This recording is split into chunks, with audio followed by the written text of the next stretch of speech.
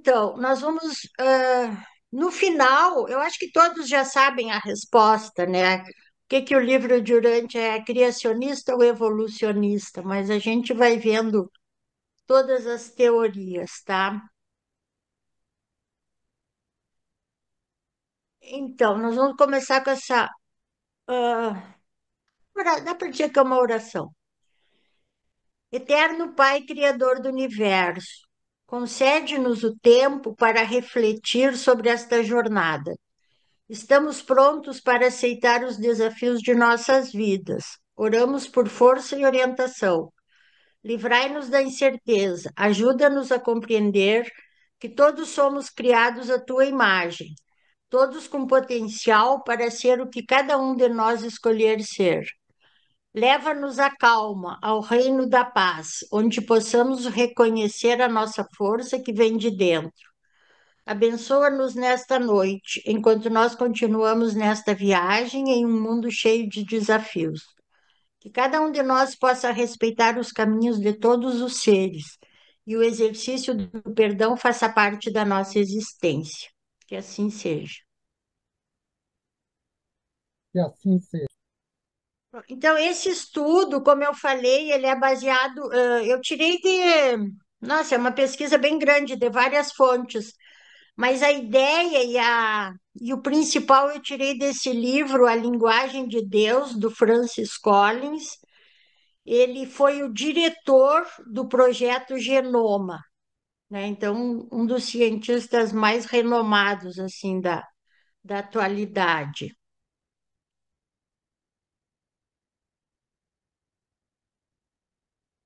Mas por que que tá? Não. Então, o que que o Max Planck diz? Para os crentes, Deus está no princípio das coisas. Para os cientistas, no final de toda reflexão. E nós vamos usar alguns conceitos, então eu coloquei aqui para facilitar, né? Teísmo é a crença, porque depois nós vamos, no final, nós vamos ver essa teoria teísta, né? Teísmo é a crença na existência de Deus ou deuses, seja um ou mais de um. No caso de mais de um, pode existir um supremo. Olha só, né, o conceito. Ateísmo. Acreditam não ser possível provar a existência de Deus e nem acreditam nele. Agnosticismo afirma que é impossível afirmar com certeza se Deus existe ou não. Às vezes a gente confunde, né, o ateu e o agnóstico, né? Mas o ateu ele não acredita mesmo. O agnóstico é aquela coisa, tem que provar, né? Deísmo é a posição filosófica que acredita na criação do universo por uma inteligência superior, que pode ser Deus ou não, através da razão, do livre pensamento e da experiência pessoal. E gnosticismo é um conjunto de correntes filosófico-religiosas sincréticas oriundas da região do Mediterrâneo durante os séculos I e II depois de Cristo, alicerçado em interpretações de relatos bíblicos e apócrifos, pelo viés filosófico platônico e de cultos de mistérios greco-romanos e orientais. E quando aqui, esse trabalho todo eu fiz para a gente ver que, porque a gente tem aquela ideia, assim, né, porque está muito forte essa coisa que cientista é ateu, o ateísmo no mundo, assim, mas para a gente ver que não é tanto assim, né? Já teve os cientistas famosos, né, que acreditavam em Deus, depois teve a divisão da igreja com a ciência, então se deu essa coisa. E realmente, né, é difícil para os cientistas hoje, porque muitos são massacrados quando dizem que acreditam. Parece que não dá para juntar as duas coisas, né? E nesse trabalho eu tentei fazer uma coisa assim para ver se a gente consegue juntar um pouco. Então, quando o projeto, o mapeamento do genoma humano, né, que em 2000 ele foi apresentado ao mundo, que foi decifrado, ele foi apresentado na Casa Branca. E olha o que que o Bill Clinton disse.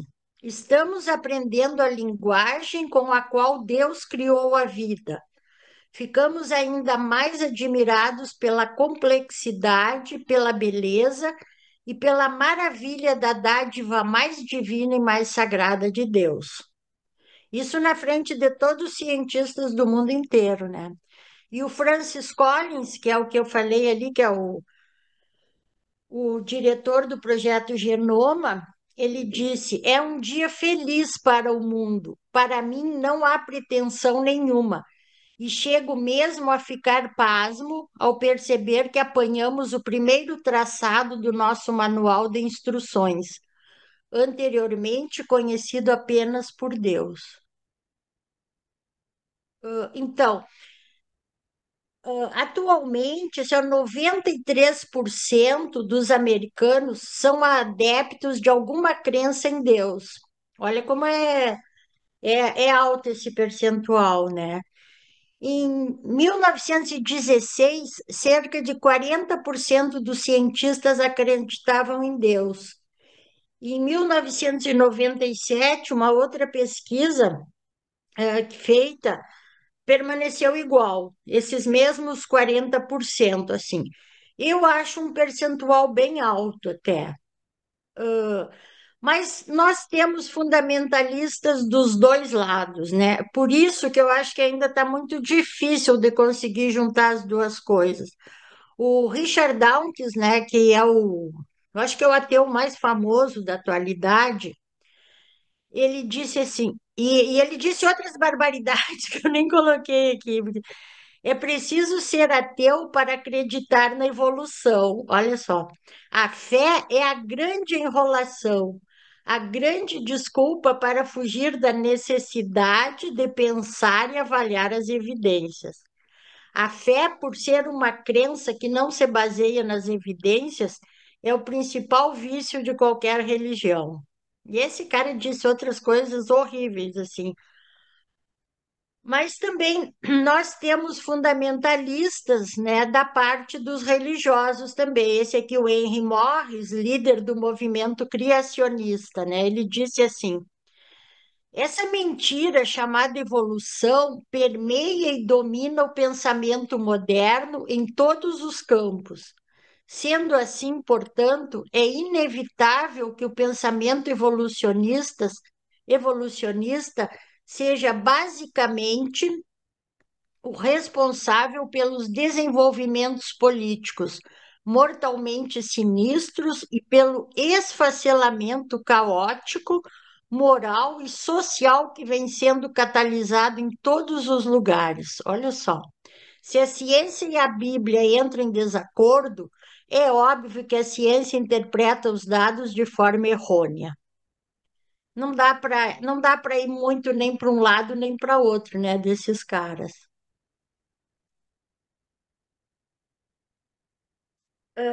Tá tudo certo até aqui, pessoal. Eu falei, né, que essa primeira parte, principalmente, assim, muito, muito conceito, mas é para a gente ir entendendo, assim, todo o trabalho. Deus e ciência.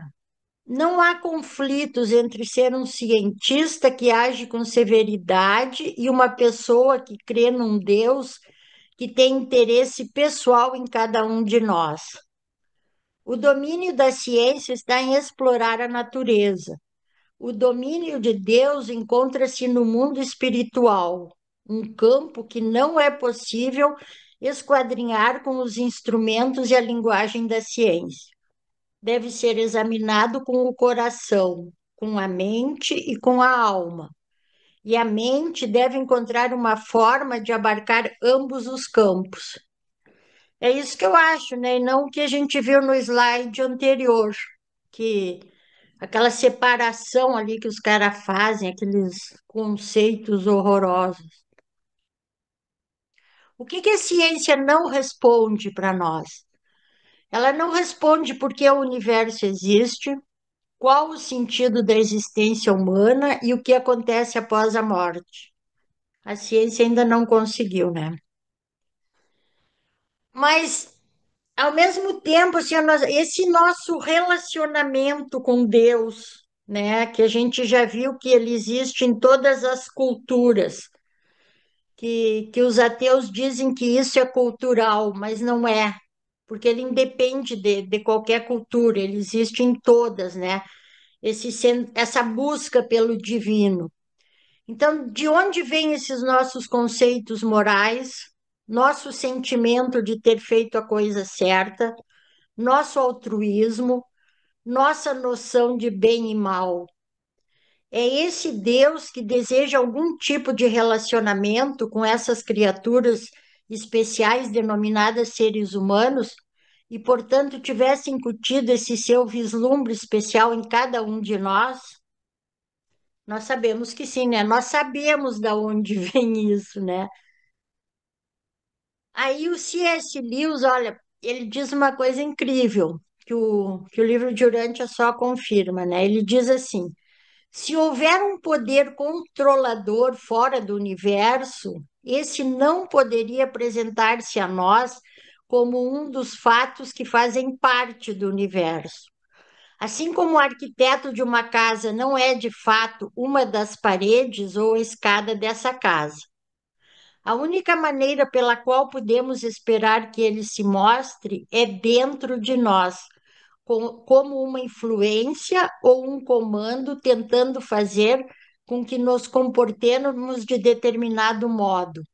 E é isso que encontramos dentro de nós. E aí o livro de Urântia vem confirmar esses ditos, né? Aqueles que são sabedores de Deus experimentam o fato da sua presença. Tais mortais sabedores de Deus têm na própria existência pessoal a única prova positiva da existência do Deus vivo que um ser humano pode oferecer a outro. A existência de Deus encontra-se muito além de qualquer possibilidade de demonstração, a não ser pelo contato entre a consciência que a mente humana tem de Deus e a presença de Deus no ajustador do pensamento, que reside no intelecto mortal e que é outorgada ao homem como dádiva graciosa do Pai universal.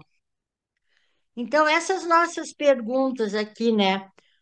Esse nosso sentimento de ter feito a coisa certa, nosso altruísmo, isso que o C.S. Lewis diz, né? Que a única maneira que ele se mostre dentro de nós, o livro de Urântia está dizendo aqui, né? É o ajustador do pensamento que está dentro de nós. Então, aí a gente continua fazendo perguntas, né? Será que Deus não é só um caso de pensamento ansioso? Não, isso aqui, ateus, agnósticos, né, que se perguntam, não foram cometidos inúmeros males em nome da religião?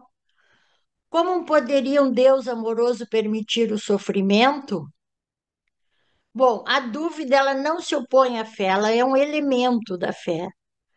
Se o caso a favor da crença em Deus fosse totalmente hermético, o mundo teria praticantes de uma única fé, né? Então, será mesmo que Deus é só um caso de pensamento ansioso? O Freud diz assim: a psicanálise individual de seres humanos nos ensina que o Deus de cada um só um pouquinho, é formado na semelhança do seu pai, que seu relacionamento pessoal com Deus depende de sua relação com seu pai, e oscila e se modifica com o passar do tempo com essa relação, e que no fundo Deus não é senão um pai elevado. Esse é o Freud. Bom, aí o que que acontece, né? O C.S. Lewis diz assim: quando um bebê sente fome, ele tem um alimento. Quando um patinho quer nadar, ele vai para a água. Aí ele diz: se eu descubro em mim um desejo que nenhuma experiência no mundo pode satisfazer, a explicação mais provável é que fui criado para outro mundo. Lindo isso.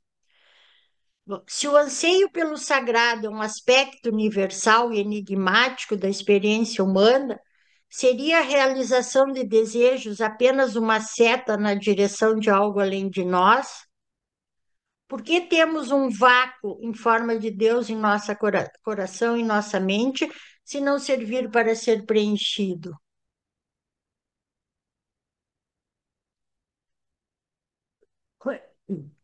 E aí a gente pergunta, né? Mas não foram cometidos inúmeros males em nome da religião?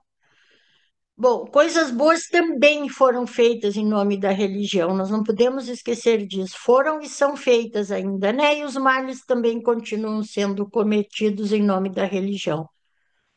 O problema é que a igreja, na maioria das vezes, se faz com pessoas ruins.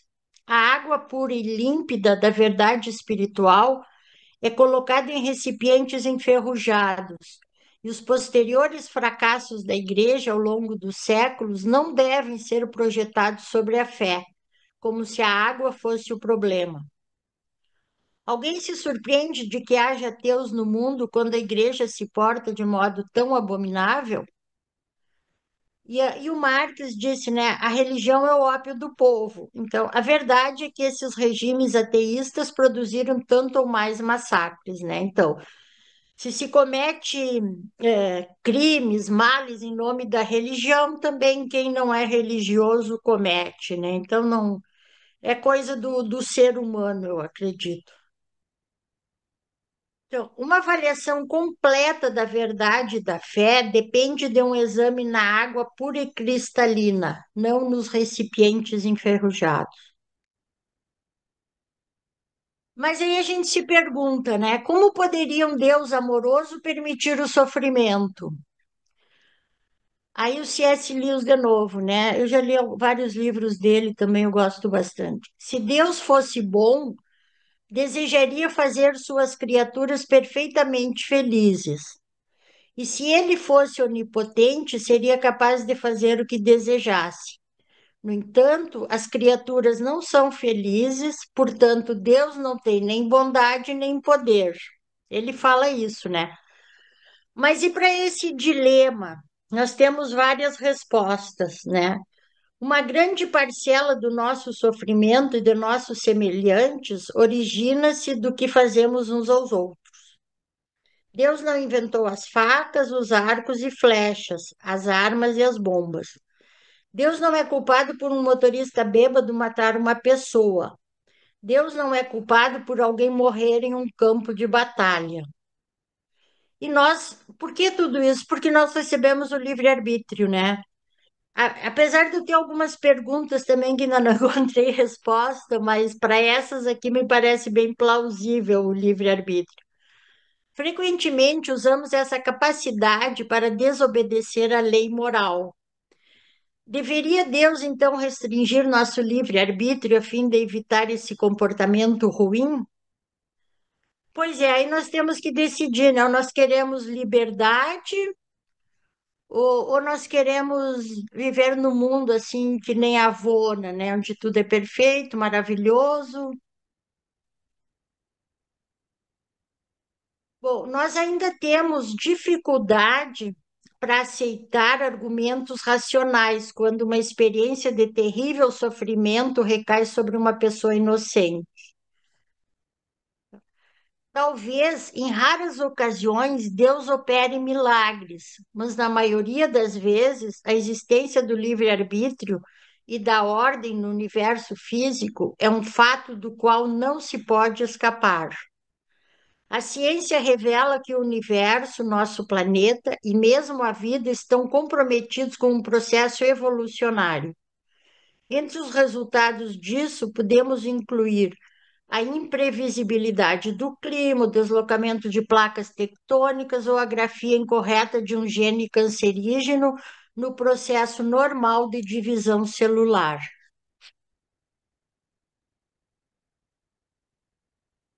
Se no início dos tempos Deus optou por usar tais forças para criar os seres humanos, a inevitabilidade dessas outras consequências dolorosas também estava garantida. Frequentes intervenções milagrosas seriam, no mínimo, tão caóticas no plano físico quanto se interferissem nos atos humanos de livre-arbítrio. Essas explicações racionais fracassam por não fornecer uma justificativa para a dor da existência humana. Por que nossa vida é mais um vale de lágrimas que um jardim de delícias? Se Deus é amoroso e deseja o melhor para nós, talvez o plano dele não seja o mesmo que o nosso. Tem algumas coisas que eu acho que nós só vamos entender depois que for lá para cima, né? Deus sussurra em nossos prazeres, fala em nossa consciência, mas grita em nosso sofrimento. A julgar pela experiência humana, se devemos aceitar a bondade amorosa de Deus, ele aparentemente deseja mais de nós do que isso. Não é essa, na verdade, nossa experiência? Quando você aprendeu mais sobre si mesmo, quando tudo corria bem ou quando precisou enfrentar desafios, frustrações e sofrimentos? Da mesma forma que gostaríamos de evitar tais experiências, será que sem elas não seríamos criaturas superficiais, autocentradas e ao final não perderíamos todo o senso de nobreza ou empenho de nos aprimorarmos? Talvez nunca cheguemos a entender completamente os motivos das experiências dolorosas, mas podemos começar a aceitar a ideia de que tais motivos existam. Talvez um desses motivos seja aprender o real sentido do perdão. E aí esse teólogo alemão, ele foi prisioneiro na Primeira Guerra, na Segunda Guerra, ele disse: tempo perdido é aquele em que não temos uma vida humana por completo. Tempo enriquecido pela experiência, pelos esforços criativos, pelo prazer e pelo sofrimento. E agora eu vou fazer uma pausa nessa primeira parte para comentários. Entenderam alguma coisa? Não entenderam nada do que eu quis falar? Entenderam Tá tudo? muito bom o seu trabalho, Estela. Eu queria perguntar uma coisa, é, que eu não estou lembrando agora, né? Como sou leitora de pouco tempo, é possível que eu tenha passado batido.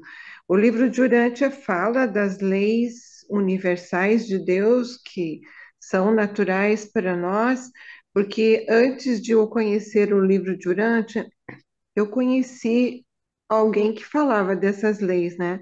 Por exemplo, o livre-arbítrio é uma, a lei da evolução, do nascimento, da morte, da ascensão, e eu não me lembro mais de outras leis. Tem autores que falavam, autores ou filosofias que falavam de 7 leis universais, outros falavam de 10, mas eu não estou lembrando agora se o livro de Urântia fala de leis universais. Ele fala o tempo todo de livre-arbítrio, né? Fala, da nossa evolução, mas assim, como leis universais, assim, não recordo, assim. Ele deve falar ele fala de tudo isso aí que tu falou, mas não como leis universais, assim, catalogadas, não. Ele fala Uhum. ao longo do Por- livro todo, né? Porque eu estava avaliando o teu trabalho, avaliando não, desculpa, tentando Pode entender o avaliar. seu trabalho, quem sou eu, né? E aí eu estava lembrando que é, não existe como você evoluir sem uma autoavaliação, né? Porque a avaliação é pessoal, é individual, e em um certo tempo, nós angariamos tantos falsos conceitos e medos e hábitos e etc., que ficam registrados no nosso subconsciente, que acabam, norteando nossa vida e impedindo que conceitos novos aprendam, né? Eu posso relatar assim, ó. Quando eu comecei a ler o livro de Urântia, que eu fui com muita sede, né, que eu já falei que li em 72 dias, eu tive uma experiência com o livro de Urântia muito significativo. Eu comecei a perceber que o meu corpo começou a relaxar de uma forma tão surpreendente, tão magnífica, e coisas que me amedrontavam, que me faziam evitar certas coisas, foram perdendo sentido, as crenças foram se dissolvendo, e eu posso dizer que eu conheci a liberdade, entende? Então, por isso que eu penso que se houver, tipo, algumas leis norteando para fazer essa reforma íntima, é bem significativo. Mas, claro que o livro de Urântia não é um ditador de nada, né? Ele informa apenas, né? Era isso que eu queria compartilhar com vocês. Muito obrigada. Ah, obrigada. A Lúcia falou ali no chat do Kai Byron, sim, ele tem as leis herméticas, né? Até há quem diga que o como é que é? Como é que é o nome do homem lá do Hermes Trismegisto. Trimegisto. Trimegisto? Isso, me fugiu, É. esse aí. Que ele seria o Melquisedeque, né? Não se sabe, alguém diz que. E a gente até já fez aqui no café mais de um estudo sobre as leis herméticas. A gente pode fazer de novo outra hora, é bem legal. E ali sim, cada lei que tu pega ali, tu vê que está dentro do livro de Urântia, assim, é bem, bem interessante o estudo. Aí o Marcos falou ali que a lei que ele lembra é ser perfeito, assim como o Pai é perfeito. É isso. Mais alguém? Algum comentário sobre o que eu passei até agora, tá? Ninguém? Não deu para entender nada? Vou entender tudo. Tá ótimo. Na minha opinião, tá tudo ótimo. Eu disse que era Estamos seguindo bastante a linha de conceito agora. raciocínio. Estamos É? seguindo a linha. Eu, pelo menos, estou seguindo a linha de É. raciocínio. Eu tentei ordenar um pouco assim, mas vamos lá então. Até.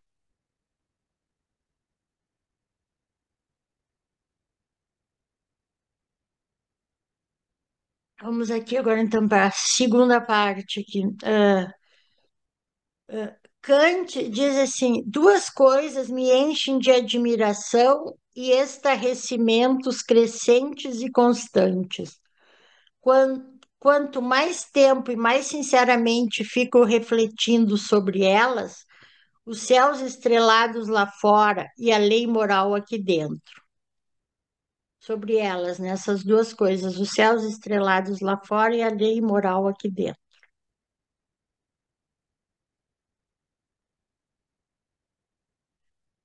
Então, agora nós vamos ver as origens do universo. Então, esse comentário do Kant seria uma mera contemplação sentimental de um filósofo que não dispunha dos benefícios da ciência moderna, ou existe uma harmonia excessível entre a ciência e a fé, na questão muito importante sobre a origem do universo?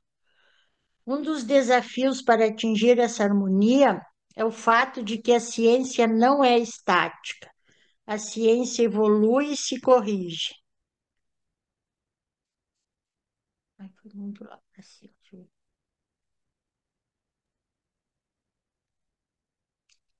Tais rupturas podem ser.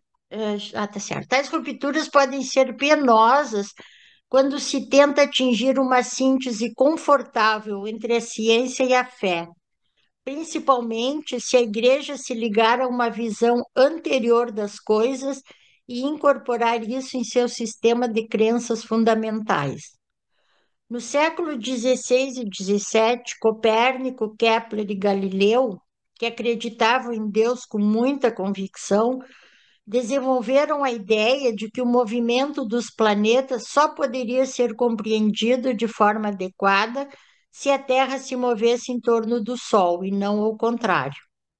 A Igreja Católica, contudo, sustentou sua posição com firmeza, alegando que tal ponto de vista era incompatível com as Escrituras. E aí começou, né, tudo.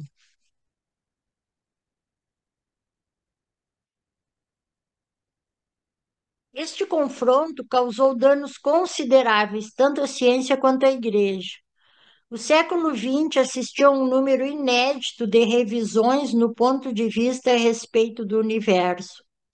Eugene Wigner pergunta qual seria a explicação para a inexplicável eficiência da matemática. Não seria nada além de um feliz acidente ou refletiria alguma intuição profunda na natureza da realidade? Para quem deseja aceitar a possibilidade do sobrenatural, seria isso também uma intuição na mente de Deus? Teriam Einstein, Heisenberg e outros encontrado o divino? E esse é o Stephen Hawking, que todo mundo conhece também, né? Então, eu acho que ele era mais agnóstico que ateu, né? Dizem que ele era ateu, mas eu acho que então, poderíamos todos nós, filósofos, cientistas e pessoas comuns, participar da discussão sobre a questão de o porquê de nós e o universo existirmos. Se encontrarmos uma resposta a isso, será o triunfo definitivo na razão humana, pois então conheceremos a mente de Deus. Seriam essas descrições matemáticas da realidade indicações de alguma inteligência maior? Seria a matemática, juntamente com o DNA, uma outra linguagem de Deus? De certo, a matemática tem conduzido os cientistas no rumo certo de algumas das questões mais profundas. A primeira é como tudo isso começou. O que veio antes do Big Bang? A existência do Big Bang suplica por uma pergunta sobre o que veio antes e quem foi o responsável. Na certa, isso demonstra os limites da ciência como nenhum outro fenômeno. A sensação de admiração criada por tais descobertas teve outros efeitos, além de fazer alguns poucos cientistas soarem exatamente como teólogos. Nesse momento, parece que a ciência nunca será capaz de erguer a cortina acerca do mistério da criação. Para o cientista que viveu pela sua fé na força da razão, a história encerra como um sonho ruim. Ele escalou as montanhas da ignorância, vê-se prestes a conquistar o pico mais alto. À medida que se puxa para a rocha final, é saudado por um bando de teólogos que estiveram sentados ali durante séculos. Esse foi o Robert Jastron, um astrofísico, que falou. E ele continua, então ele diz assim: agora vemos que a evidência astronômica conduziu a uma visão bíblica sobre a origem do mundo. Há diferença nos detalhes, porém os elementos essenciais e as considerações astronômicas e bíblicas sobre a Gênese são as mesmas. A cadeia de eventos conduzindo ao homem iniciou de modo repentino e preciso em um momento definido no tempo, em um brilho de luz e energia. O Big Bang grita por uma explicação divina, obriga à conclusão de que a natureza teve um princípio definido.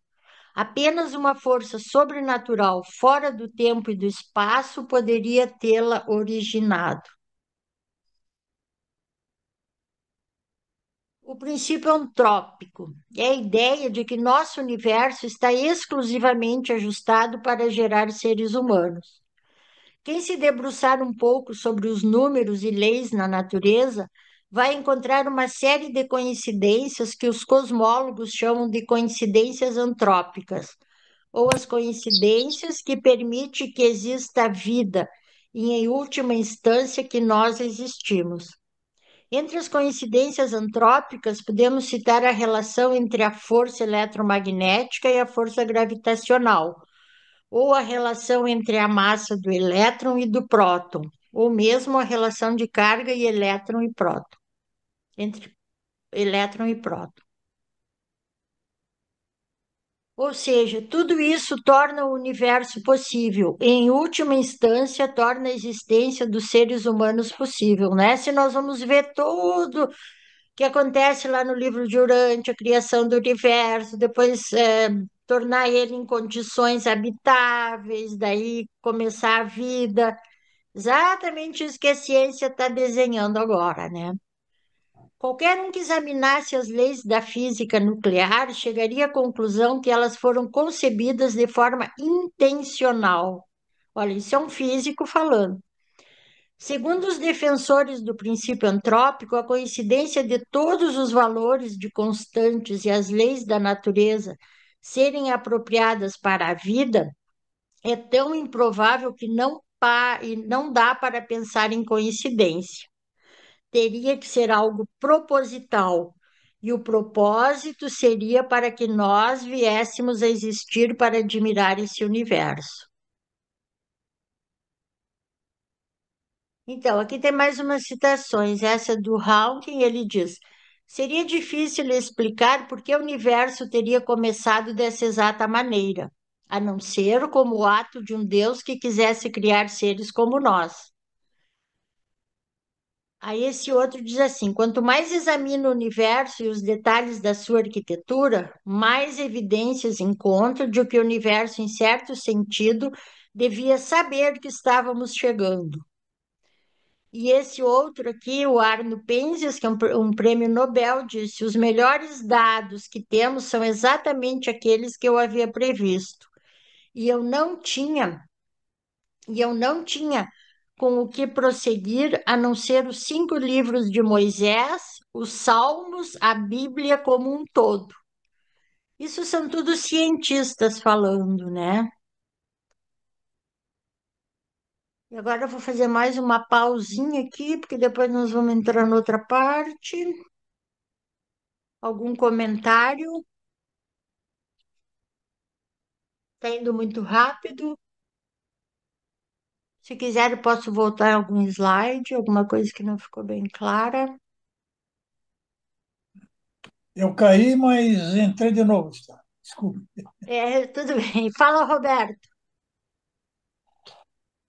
Estela, você pode colocar no slide que fala de fé e razão? Eu acho que foi o primeiro dessa etapa. Vamos lá. É o 21. Pode procurar que está por aí. Esse aqui, ciência e fé? Ciência e Ou fé. esse aqui? Esse aqui.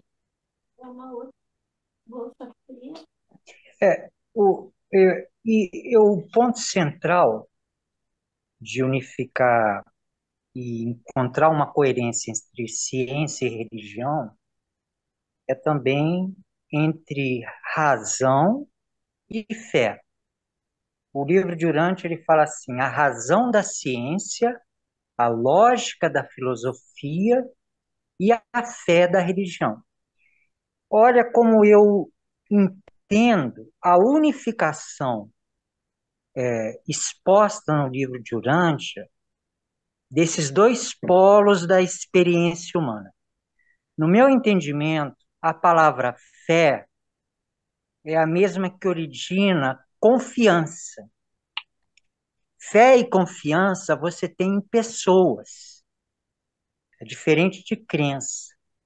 Então, a religião é também um exercício da fé e da confiança que a nossa pessoa tem na pessoa de Deus.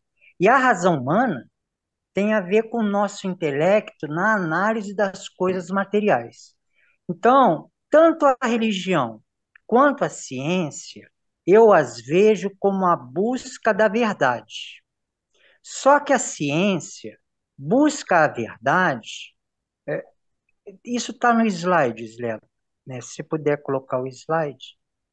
A ciência busca a verdade pesquisando o mundo material, das coisas físicas e dos objetos, da realidade quantitativa. Essa é a experiência humana no exterior da mente.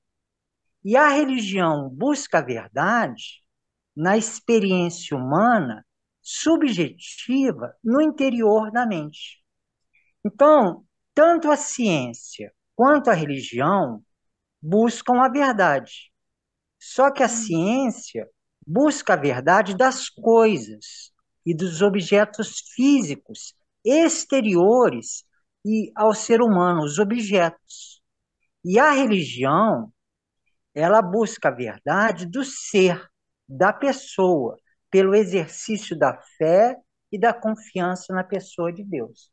Eu não sei se eu consegui expor como eu uno a busca da verdade na religião, pela fé e confiança da nossa pessoa com a pessoa de Deus, e a busca da verdade na ciência, pela pesquisa dos objetos físicos e a utilização da nossa razão para realizar esses experimentos com as coisas físicas.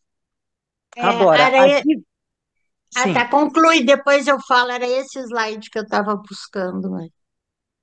agora, a diferença fundamental da experiência pessoal de fé na pessoa de Deus e da experiência material de análise das coisas materiais é que a experiência com os objetos materiais você pode repetir. Você pode pegar um experimento feito num laboratório científico e repetir esse experimento em outro momento, em outro local do espaço. Porque os objetos materiais são quantitativos, você conta cópias e você até numera a linguagem da matemática, da ciência matemática, porque você está lidando com objetos múltiplos.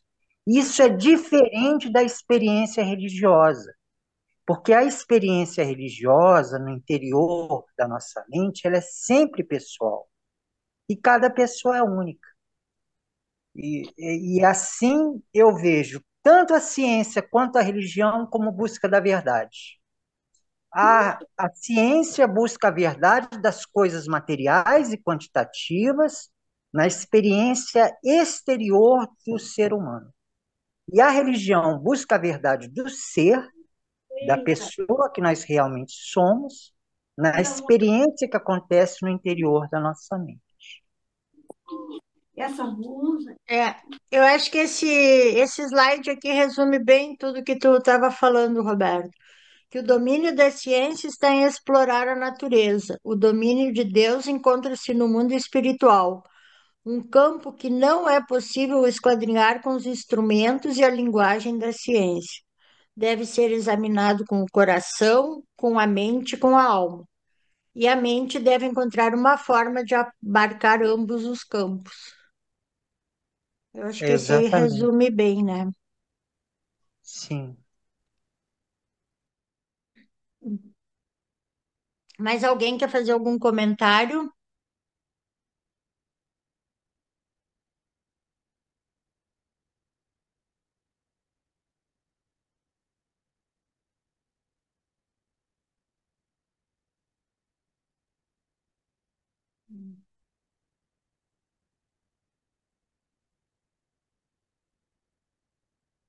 Bom, então vamos prosseguir. Não cansaram ainda? Agora nós vamos para a última parte da primeira parte. Mas eu vou fazer até ali, depois vou parar. Não vou.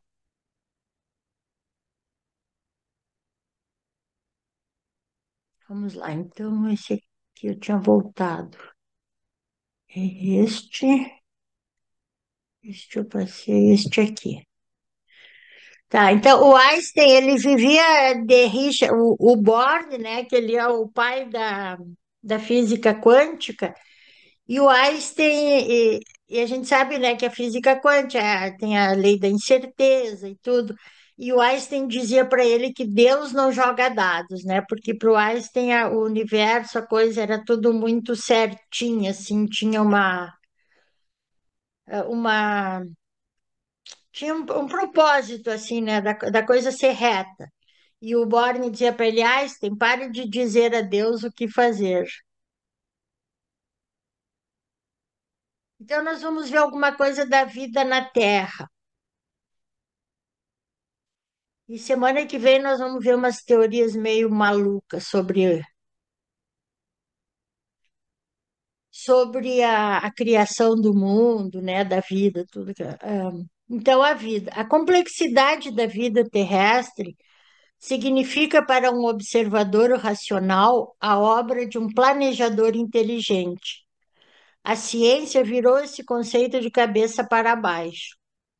A ciência não deve ser negada por aqueles que seguem uma fé, e sim abraçada por eles. A elegância por trás da complexidade da vida é, de fato, motivo para admiração e fé em Deus, mas não do modo simples e franco que muitos acharam tão atraentes antes que Darwin entrasse em cena.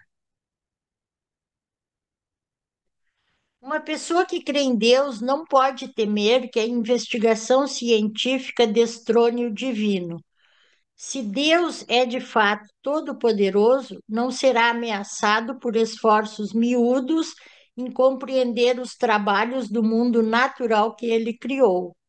E os pesquisadores também podem descobrir, por meio da ciência, muitas respostas interessantes para a pergunta: como a vida funciona?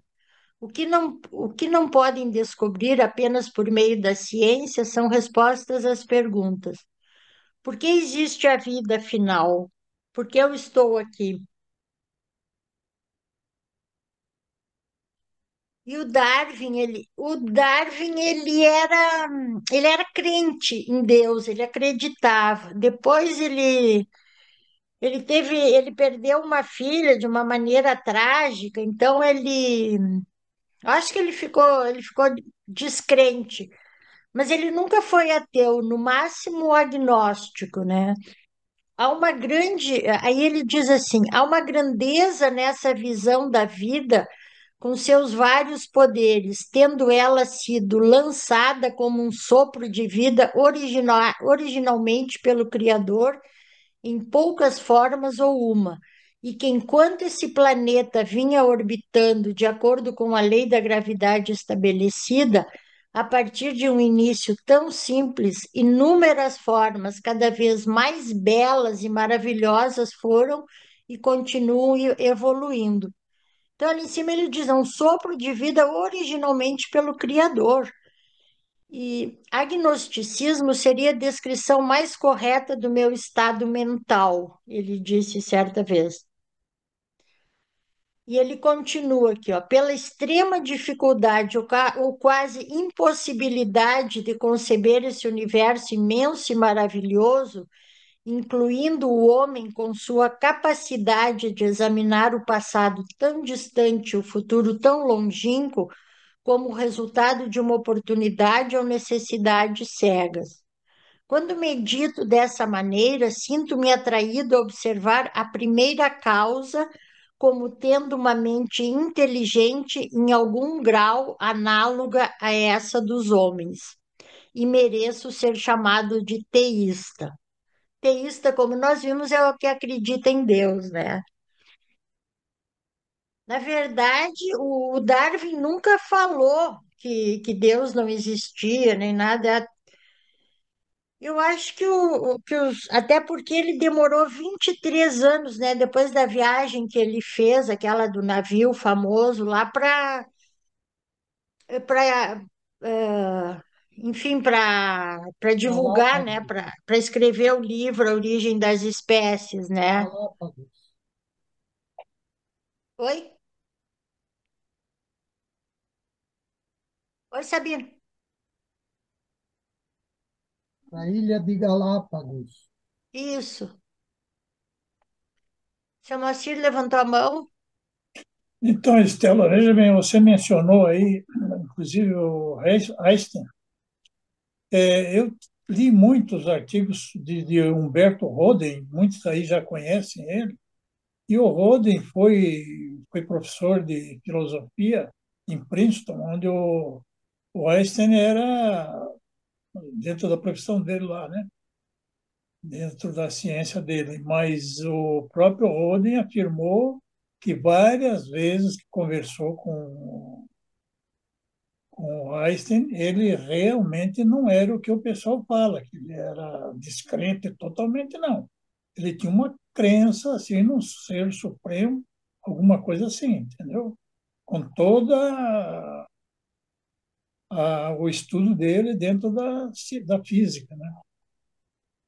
Assim como a maioria dos cientistas mais antigos e tudo, essa coisa de separar ciência e religião é uma coisa mais recente. E quando perguntaram para o Einstein, né, se ele acreditava em Deus, é famosa aquela frase dele, né, que ele disse, eu acredito no Deus de Spinoza, né, que Sim, tem aquela descrição bonita, assim, mas que é de uma força, né, superior. exatamente. Legal. Uhum.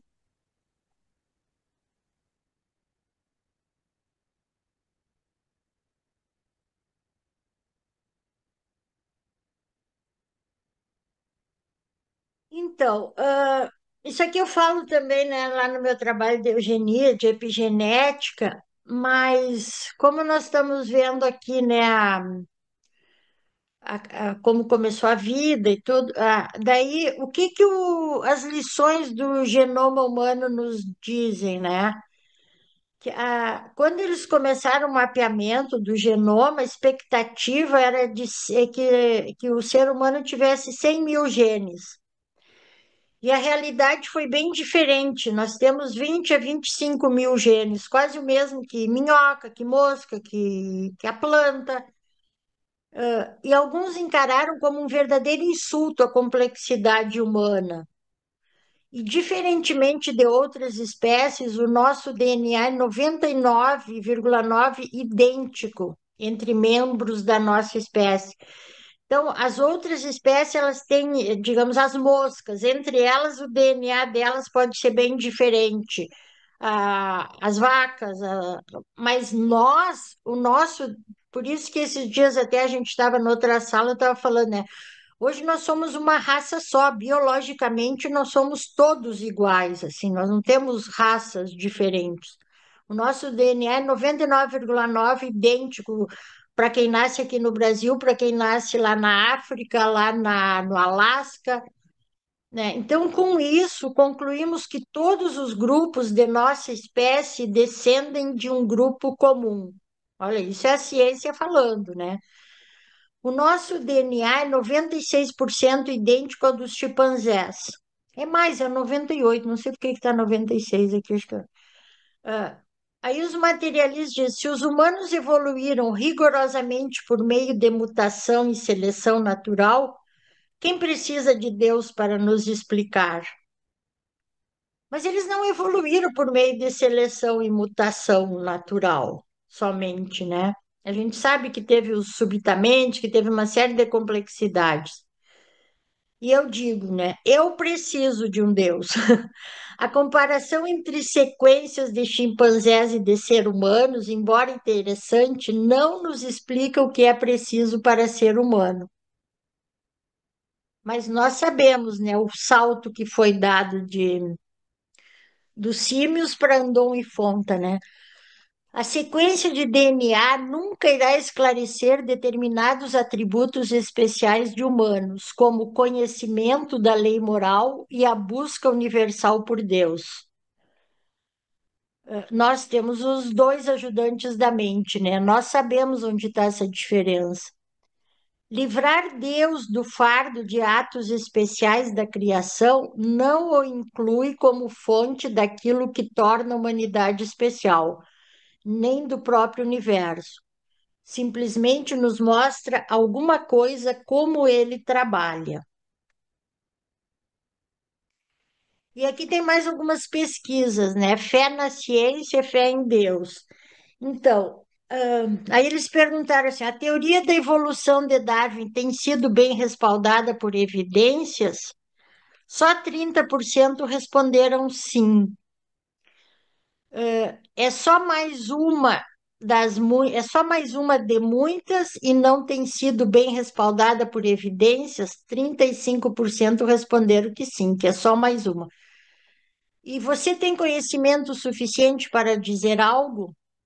35% responderam que sim, né? E sobre a origem e desenvolvimento dos seres humanos? Essa é um pouquinho antiga, de 2004, mas eu acredito que não mude muito. Os seres humanos se desenvolveram durante milhões de anos a partir de formas de vida menos evoluídas, mas Deus conduziu esse processo. 13% acreditam nisso. Os seres humanos se desenvolveram durante milhões de anos a partir de formas de vida menos evoluídas e Deus não participou desse processo. 38% acreditam nisso. E Deus criou os seres humanos de forma muito próxima da atual de uma só vez. 10 mil anos atrás, mais ou menos. Olha só, isso que assusta. 45% acreditam nisso. E na próxima semana nós vamos ver aqui aonde é a teoria da Terra jovem, que é uma crença religiosa muito forte. Semana que vem nós vamos ver isso aqui, né? O porquê também da dificuldade da gente juntar ciência e religião de novo, porque hoje a ciência já provou tantas coisas também que a religião nega, né? Como, por exemplo, aqui, que Deus criou os seres humanos de uma só vez. 10 mil anos atrás. Isso aí a ciência já provou, já acharam ancestrais aí de 200 mil anos, né? 300 mil anos. Então, isso aqui é uma crença religiosa, que o mundo foi criado em 7 dias, e isso dificulta bastante também, mas nós vamos ver na próxima semana melhor essa parte.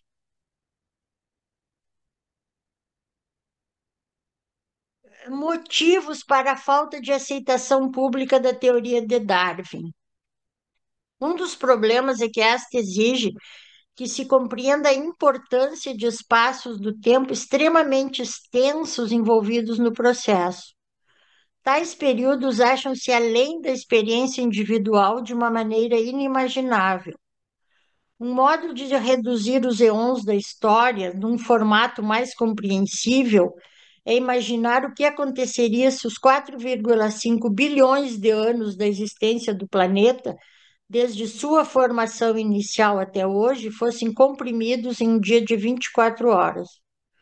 O problema para muitos que acreditam em Deus é que as conclusões sobre a evolução parecem contradizer determinados textos sacros que escrevem a função dele na criação do universo, da Terra e de todos os seres. Exemplo, Gênesis 1 e 2. É o que eu estava falando, né? E daí nós vamos ver melhor. É as teorias religiosas que dizem que o mundo foi criado em 7 dias, que, né, essas coisas que acabam um pouco também, né, colocando a religião contra a ciência, né? E o Santo Agostinho, né? Esse cara é muito legal. O que que ele dizia em comentários ao Gênesis, né? Deus se encontra fora do tempo e não conectado a ele. Não ignoreis uma coisa, que um dia para o Senhor é como 1000 anos e 1000 anos como um dia. Olha só, né? Nós temos as tabelinhas lá que correspondem a, ao nosso dia aqui com os outros lugares, né? Isso leva Agostinho a questionar a duração dos 7 dias da criação bíblica. Olha, isso ele já questionava, né? Que tipo de dias eram aqueles para nós é extremamente difícil ou talvez impossível conceber. Tendo esses fatos em mente, fiz cálculos e apresentei as afirmações do livro do Gênesis em diversas formas, de acordo com minhas capacidades.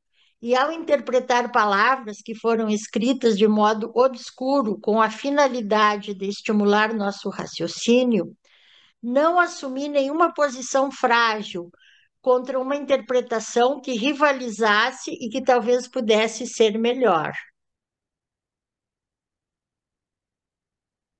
A interpretação do Gênesis, né? Deus criou o mundo em 24 horas. Deus criou os céus e a terra em 4004 antes de Cristo. A ideia de que revelações científicas possam representar um inimigo nessa busca é distorcida. Se Deus criou o universo e as leis que o regem e dotou os seres humanos de habilidades intelectuais para distinguir seus trabalhos, será que desejaria que desprezássemos essas habilidades? Será ele diminuído ou ameaçado pelo que estamos descobrindo acerca da sua criação? E no século XVII, a igreja cristã e a astronomia, né? E se a Terra orbitasse ao redor do Sol? Eram aceitas por muitos astrônomos jesuítas, mas não por colegas acadêmicos que solicitaram intervenção da igreja. João Calvino e Martinho Lutero também fizeram objeções. Em 1992, o Papa João Paulo II, né, num pedido de desculpas da igreja para Galileu, ele disse, né, Galileu sentia em sua pesquisa científica a presença do Criador, ao qual, ao mexer nas profundezas do seu espírito, estimulou-o, antevendo suas intuições e auxiliando-o. As afirmações de que o sistema heliocêntrico contradiz a Bíblia parecem exageradas, e a insistência por interpretações literais desses versículos parecem destituídas de fundamento. O Salmo 93 diz: O mundo também está estabelecido, de modo que não pode ser abalado. Bom, daí eles diziam que então a Terra, né, que era o Sol que girava ao redor da Terra. No 104, ele diz: Lançaste os fundamentos da terra, para que ela não fosse abalada em tempo algum. E no Eclesiastes, ele diz: O sol nasce e o sol se põe, e corre de volta ao seu lugar de onde nasce. Pronto, não contradiz em nada, né? O sistema heliocêntrico. E o Galileu disse para o seu amigo Castelli: A Bíblia é uma autoridade sobre a fé moral, não sobre ciência. E ele escreveu uma carta à Grã-Duquesa Cristina dizendo: Não me sinto forçado a acreditar que o mesmo Deus que nos agraciou com senso, razão e intelecto pretendeu que renunciássemos a seu uso. E ele ainda disse: Galileu continuou acreditando convictamente em Deus até o fim. Permaneceu alegando que a experimentação científica era não apenas aceitável, como também um curso de ação nobre para quem professasse uma fé. Será que esse mesmo resultado harmonioso pode ser percebido no atual conflito entre a fé e a teoria da evolução? Ainda não solucionamos a controvérsia pública sobre a evolução, mais de 160 anos depois de Darwin publicar A Origem das Espécies. Esse conflito continua, pois não se trata de corpos celestes rochosos, e sim de nós e de nossa relação com o Criador. E aqui de novo Santo Agostinho, né? E o conflito entre a fé e a teoria da evolução. O Santo Agostinho diz assim: normalmente, mesmo um não cristão sabe alguma coisa sobre a Terra, os céus e os outros elementos deste mundo, sobre o movimento e a órbita das estrelas, e mesmo seus tamanhos e posições relativas sobre eclipses previsíveis do Sol e da Lua, os ciclos dos anos e das estações, os tipos de animais, arbustos, pedras e assim por diante. Tais conhecimentos ele sustenta, tendo-os como certo por conta da razão e da experiência. Agora é algo vergonhoso e perigoso para um infiel ouvir um cristão que tira conclusões precipitadas a respeito do sentido das Sagradas Escrituras e diz bobagem sobre esses tópicos. E devemos empregar todos os meios para evitar esse tipo de situação constrangedora, na qual as pessoas mostram seu vasto conhecimento sobre os cristãos e fazem pouco deles. É muita vergonha, não porque um indivíduo ignorante é ridicularizado, mas porque as pessoas que não conhecem a religião acham que nossos sagrados escritores sustentam tais opiniões. E, infelizmente, para aqueles cuja salvação trabalhamos arduamente, os autores de nossas escrituras são criticados e rejeitados como se fossem homens ignorantes. Isso é o Santo Agostinho falando. Bom, agora eu vou Na próxima semana, então, nós vamos ver. Aí sim, nós vamos entrar nas diferenças entre evolucionismo, criacionismo, design inteligente, evolução teísta e o Deus de Collins. Aí realmente nós vamos ver as teorias da evolução. Por enquanto, foi conceitos para a gente ir entendendo um pouco, né, do pensamento científico, da fé, da ciência, da religião. Comentários?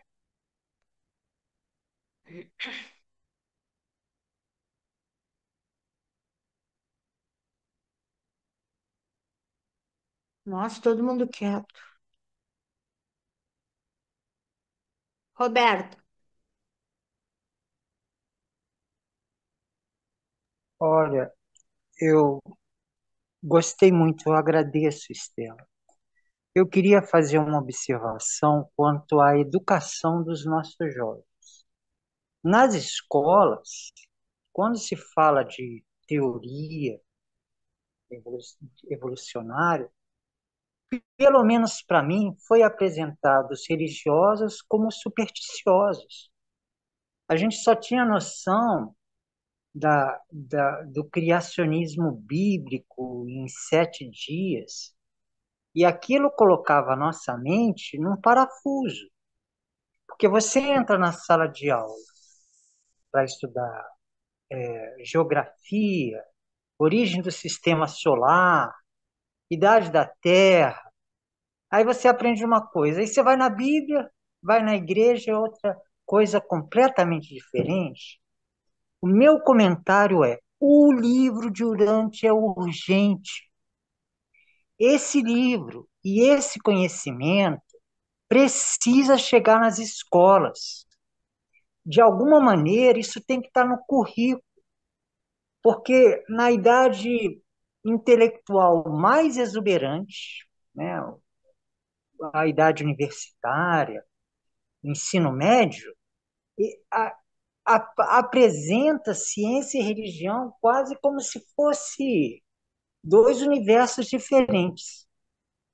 E o livro de Urântia tem condição de harmonizar esses conhecimentos da cultura humana, né? Então, é um comentário e também uma pergunta se teria um projeto, uma proposta para chegar com esse conhecimento nas escolas, nos currículos de ensino médio, ensino fundamental e universitário. eu acho que semana que vem, talvez quando eu falar nessa teoria, nessa evolução teísta, né, que é a nova crença, digamos assim, né, esses cientistas que para mim, e é o que é o livro, é por isso que eu acho, parece que eles leram o livro de Urântia, né? Porque desde que eu comecei a ler o livro de Urântia, que eu vi que ele era criacionista e evolucionista, né? Eu fiz a pergunta lá no início, mas para mim eu afirmo, né? Ele é evolucionista e criacionista. Então, o que me fascinou nesse livro do Collins é isso, né? Eles são evolucionistas teístas.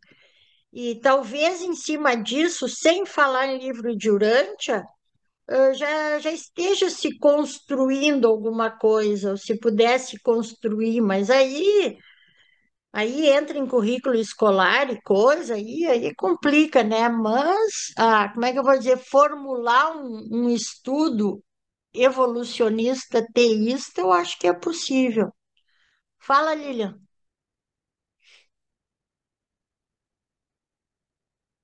Oi, tudo bom?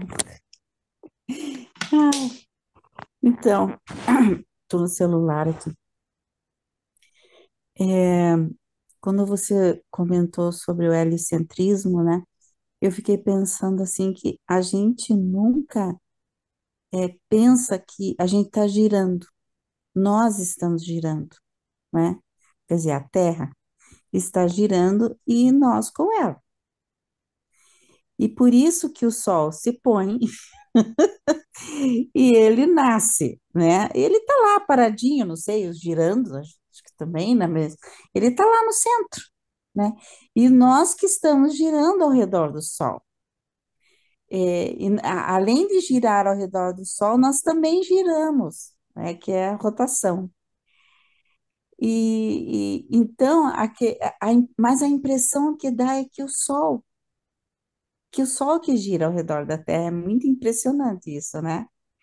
Então, quer dizer, isso cria uma confusão na nossa cabeça, que se a gente nunca tivesse ido para a escola, a gente nunca ia saber, né?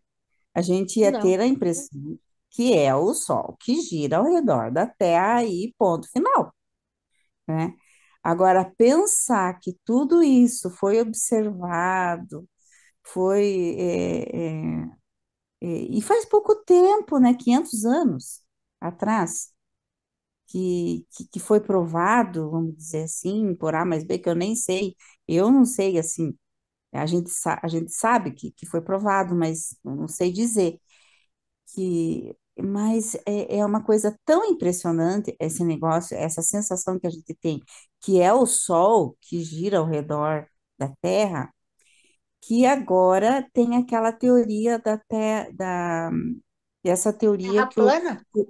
da Terra plana, né? Que a Terra é plana e que o Sol gira, ele vai girando, ela é muito menor, né? A Terra é enorme, ela é enorme, ele vai girando ao redor do disco, então, desse disco da Terra. Então, daí, quer dizer, a impressão que dá é que ele vai se pondo, não sei como é que eles falam lá, né? Porque é uma coisa assim que a gente fica pensando, nossa, mas como é que descobriram todo esse giro de translação, de rotação, e o Sol no meio, e que ele é desse tamanho, né? E os terraplanistas querem por A mais B dizer que os planetas são diferentes, que as estrelas são outra coisa, não são isso que a gente vê e tal, estão voltando, né, a teoria da Terra plana lá, que eles têm a teoria deles, né, mas a ciência já provou por A mais B e o livro de Urântia também fala que são esferas, né, então não tem Sim. como, né, o livro de Urântia, ele comprova toda tudo que os astrônomos desde há 500 anos atrás descobriram, né, que a Terra e tal, ele comprova tudo, esse giro, essas esferas, que as estrelas, que os planetas giram em torno dessas estrelas, que são os sóis, então, tudo que os astrônomos estão descobrindo atualmente também, que existem mais planetas, que existem, porque não se sabia, né, que existiam planetas, que esses sóis também tinham planetas, e agora em 1990 que eles descobriram que também existem planetas, imagina, agora, né? Então é muito interessante, porque o livro, e logo nós vamos ter, não sei, quem sabe a gente tem aí umas visitas de irmãos de outros planetas, quem sabe, né? É muita coisa. Alguém esses dias perguntou, né, se, se tinha comprovação da ciência, que cada vez mais eu acho que a ciência vai comprovar muita coisa que está no livro de Urântia. Já comprovou, né, e vai comprovar muito mais ainda. Sim, inclusive aquelas estrelas duplas, né? Nunca se imagine, não se ouvia falar em estrela dupla. Quando que se ouviu falar que em estrelas duplas, né? Ou triplas até, que existem de três.